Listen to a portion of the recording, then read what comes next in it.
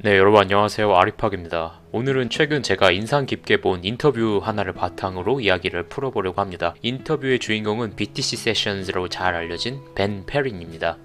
그는 오랫동안 비트코인 교육 콘텐츠를 만들어 온 인물이고 무엇보다도 스스로를 비트코인 스탠다드로 살아가는 사람이라고 소개합니다. 이 표현이 흥미로운 이유는 그가 단순히 비트코인을 보유하고 있는 투자자가 아니라 화폐의 기준 자체를 달러에서 비트코인으로 옮겨버린 사람이라는 점에 있습니다. 오늘 제가 드리고 싶은 이야기는 비트코인이 오를 것인가가 아닙니다.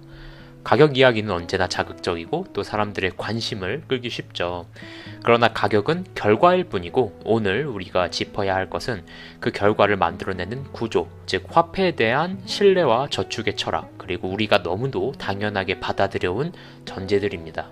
벤은 인터뷰에서 이렇게 말합니다. 왜 내가 비트코인을 달러로 바꿔야 하는가? 나는 달러를 원하지 않는다. 조금만 사유해보면 오히려 우리는 반대로 물어야 합니다. 왜 우리는 달러로 저축하는 것이 정상이라고 믿어왔는가 말이죠. 우리는 어릴 때부터 이렇게 배워왔습니다. 열심히 일하고 소비를 절제하고 남는 돈을 통장에 넣어두면 그것이 미래의 안정으로 이어진다고 말입니다. 그러나 그 전제에는 하나의 조건이 숨겨 있죠. 화폐가 시간이 지나도 가치를 유지해야 한다는 조건입니다. 그런데 오늘날 법정화폐 체제는 공식적으로는 연 2% 인플레이션을 목표로 하고, 이는 다시 말해서 화폐의 구매력이 시간이 지날수록 감소하는 것이 정책 목표라는 뜻입니다. 이 지점에서 모순이 발생하게 되는데요. 가치가 줄어들도록 설계된 단위를 우리는 가치 저장 수단으로 사용하고 있습니다. 그리고 그 모순은 통계가 아니라 체감으로 드러납니다. 월급은 올랐는데 생활은 나아지지 않는다는 감각, 저축을 해도 자산 격차는 더 벌어지는 현실, 그리고 집값과 교육비와 의료비가 점점 더 올라가는 경험은 단순한 경기 변동이 아니라 화폐 구조의 문제를 반영하죠. 최근 몇 년 사이 사람들은 인플레이션이라는 단어를 일상 언어로 사용하기 시작했습니다. 더 나아가서 피아트라는 단어조차도 일반 대화에서 사용이 되죠. 이는 단순한 유행이 아닙니다. 사람들은 무언가가 잘못되었다라는 것을 감각적으로 인지하고 있습니다. 월급을 받는 날은 여전히 기쁘지만 동시에 그 돈을 그냥 통장에 두는 것이 과연 합리적인가에 대한 불안이 함께 존재하는 거죠. 벤은 이런 현상을 두고 사람들이 진짜 원하는 것은 더 많은 달러가 아니라 노동의 열매가 사라지지 않는 것이라고 표현합니다. 이 말은 단순하지만 매우 본질적입니다. 사람들은 더 부자가 되기를 원하는 것이 아니라 이미 벌어놓은 가치가 훼손되지 않기를 바랄 뿐입니다.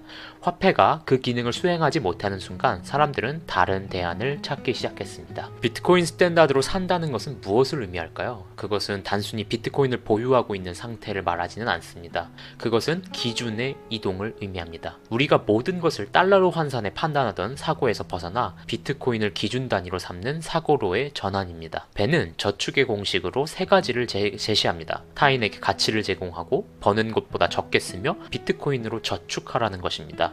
이 공식은 겉으로 보기에는 단순하지만 세 번째 항목이 모든 것을 바꿉니다. 왜냐하면 그것은 화폐에 대한 신뢰를 어디에 둘 것인가에 대한 선택이기 때문입니다. 비트코인의 변동성은 항상 비판의 대상이 되었죠. 그러나 벤은 흥미로운 관점을 하나 제시하는데요. 우리는 비트코인의 변동성만으로 차트를 확인하지만 달러의 변동성은 눈에 보이지 않게 진행된다라고 말합니다. 예를 들어 과거의 비트코인 최고가를 현재의 인플레이션을 반영해 환산해 보면 명목상 동일 가격이 실제 구매력 기준에서는 더 낮은 수준임을 알 수 있습니다. 이는 측정자의 문제입니다. 우리가 기준으로 삼는 단위 자체가 지속적으로 약해지고 있다면 그 단위로 다른 자산을 평가하는 것은 왜곡을 초래할 수밖에 없다고 지적을 하는 거죠. 벤은 사토시가 1센트, 나아가 1달러가 되는 순간을 언급합니다.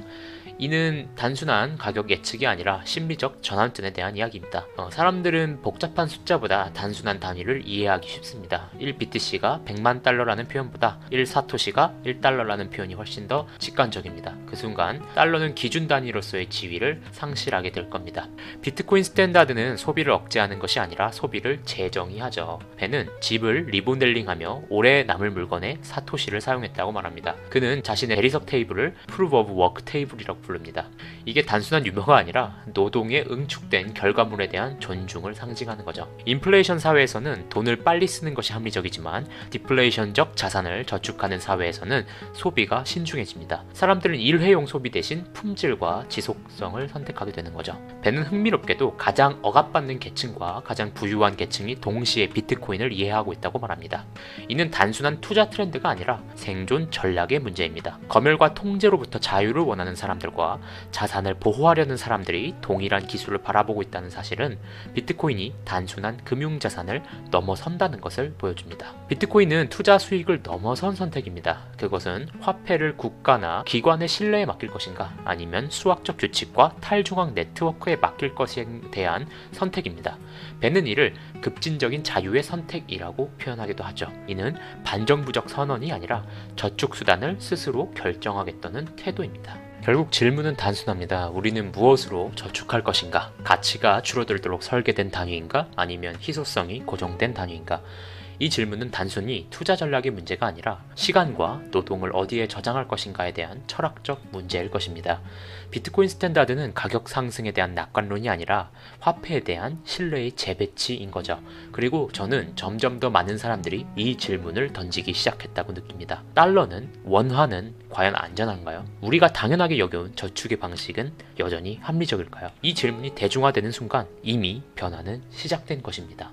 여러분은 지금 무엇으로 저축하고 계십니까? 그리고 그 선택은 단순한 투자입니까? 아니면 철학입니까? 오늘 이야기 여기까지 마치면서 오늘 영상이 도움되셨다면 구독과 좋아요 버튼 한 번씩 눌러주시기 바랍니다. 네, 아리팍이었습니다.